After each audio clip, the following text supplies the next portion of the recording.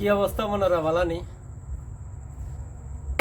আচ্ছা, এই যে ভাইয়েরা কোকা কোলা এটা দেখছেন নি? কোকা কোলা, এই যে আপনারা কোকা কোলা বয়কটের নামে কোকা কোলা বাথরুমে ফেলতেছেন, রাস্তায় ফেলতেছেন, বিভিন্ন জায়গায় বিভিন্নভাবে প্রতিবাদ করতেছেন। এই যে কোকা কোলা কি আপনারা ক্রয় করেন নাই? সত্যিকার থেকে আপনারা কি কোকা কোলাকে বয়কট করতেছেন নাকি এটাকে প্রমোট করতেছেন?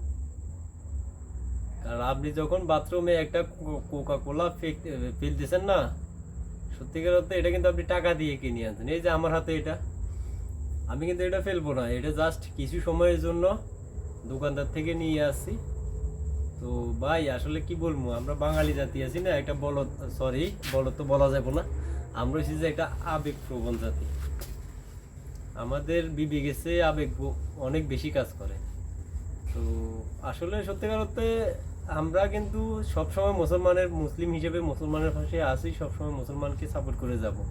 সো এসব প্রতিবাদ যদি করতে চান তাহলে তাদেরকে পুরো বয়কট করেন, খরিদ করে এই বাথরুমে ফেকবেন, রাস্তাতে ফেকবেন, এটা তো আসলে তাদেরকে প্রমোট করা হইতেছে, তাদেরকে বয়কট করা হইতেছে না। ভাই আবেগ ছাড়েন, বিবেকের পথে আসেন। সবাই ভালো থাকবেন। আশা করি কেউ নেগেটিভ মাইন্ডে নেবেন না।